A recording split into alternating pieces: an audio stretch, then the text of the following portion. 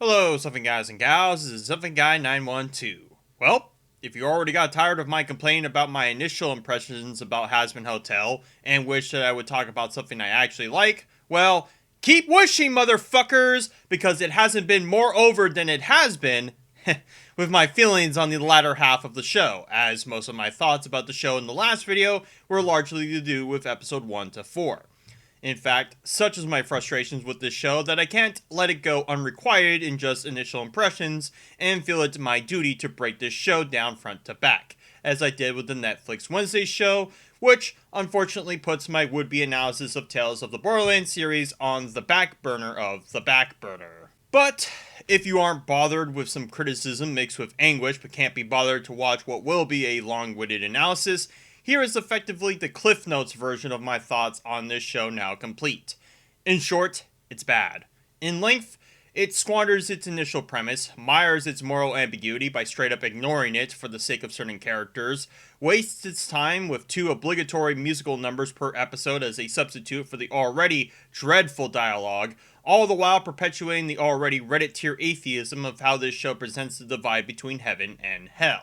So, in my last vid, I mentioned how I can't even take Adam seriously as a character because he was a clown person. Well, I can't necessarily blame a clown person for acting as they do if where they live is the entire fucking circus, as, get this, heaven in this show does not have a vetting process for who goes to heaven.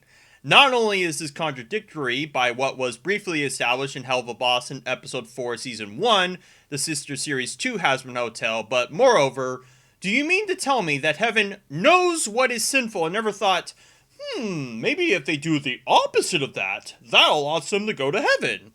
So, does that mean that someone like Hitler or Stalin could be in heaven or hell by complete fucking accident by this show's logic? Or better yet, in episode 6, from this revelation, there's this younger seraphim character by the name of Emily, who is totally not a reskin of Charlie, I swear, believes that her mother, whose name is Sarah, yeah, real fucking original show writers, are killing innocent souls in hell, because this is the extent of this show's morality on things when it comes to characters. In fact, for as much as Adam and Emily are to be loved for their terrible writing, they actually exhibit quite well the problems of Hazbin Hotel fundamentally.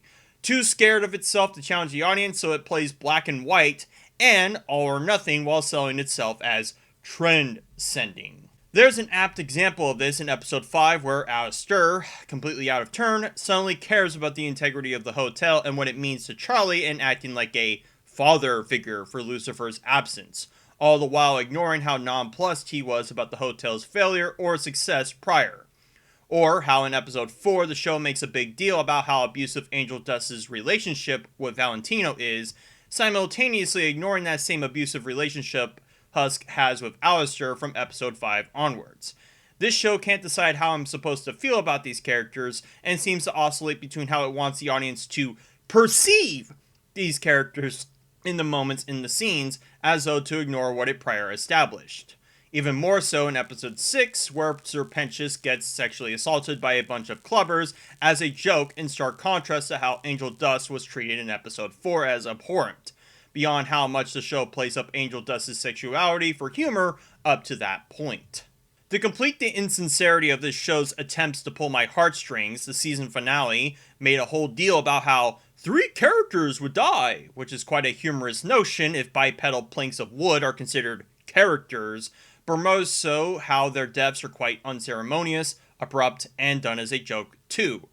I don't want to spoil who, since I'll save that for when I tear this show asunder promptly in future, but believe me when I say you will feel nothing for these deaths because this show can't stop itself short of making light of its own situation. Speaking of, let's also talk about how this show makes the cardinal sin of pointing out its own contrivances, thus further putting poison in the respective characters' intelligence into question. So, in episodes 6 and 7, it's supposed to be a reveal that Vaggie was in fact an exorcist before being exorcised herself, although for some reason only left for dead as opposed to being killed for reasons, in spite of her look clearly mimicking the masks that the exorcists wear.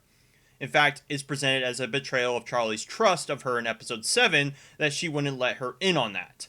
But then, In comes Carmine, who outright states that it's not rocket science that Vaggie was a exorcist. So I ask, how the fuck didn't Charlie figure that out in the 3 years Vaggie has been stuck in hell? Or any of the other denizens of hell? Oh, but it gets even better, because the reason Vaggie and Carmine are even having a conversation is that Vaggie is trying to find a means to defeat the exorcists, in spite of knowing how given her situation, and Carmine states that they can be harmed by their own weapons. Coming as a surprise to Vaggie of all people! Like, when Vaggie got left for dead, did she have short-term memory loss about how she got injured exactly? Better yet, Charlie's lack of not knowing this information is what puts her to make a deal with Alistair, when if Charlie would be able to point out the obvious like Carmine clearly has, she wouldn't need to.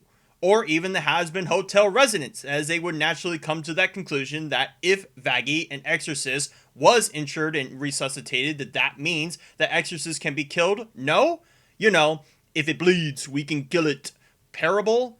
But, I'm sorry, I was getting a bit too analytical and thinking far ahead than this show ever did with what it establishes. Oh, worry me. I was thinking it would be more interesting if Vaggie gave Charlie that information and never explained how she would know as clever subtext for later, instead of deciding we need to slot Carmine in the plot somehow at the complete destruction of everyone else's intelligence to the fucking obvious. And should be quite obvious this show was done as a rush job if there wasn't an initial promise for a season 2 on the way, with how frantically they've thrown these characters in our faces for the aesthetic of it as a substitute for substance.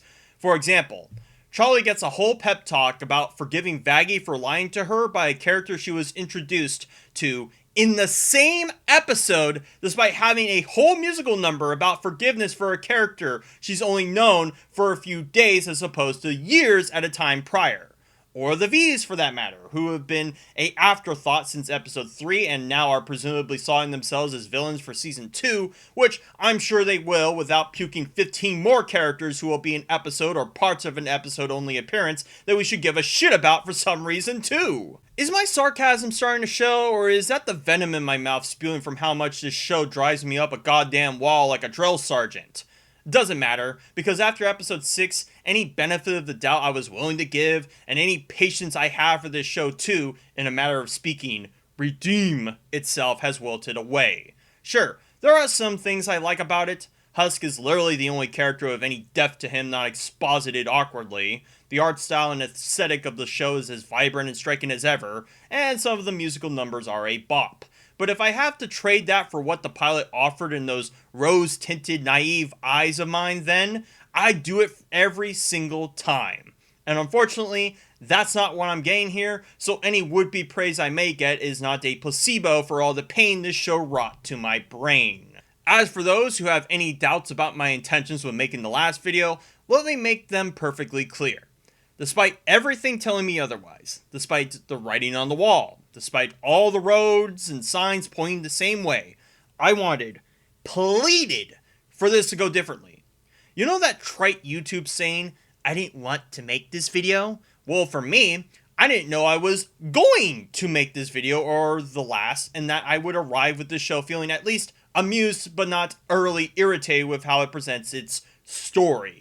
Because while my thoughts on the show in the last video had me feeling a moot point to cover it more analytically, after what I've been subjected to, it is my interest, nay, duty to do so. Whether that be to galvanize the haters, vindicate the critics, or second guess the fanatics, I've checked out of this has-been of a show tell and can't leave well enough alone until every stone is turned.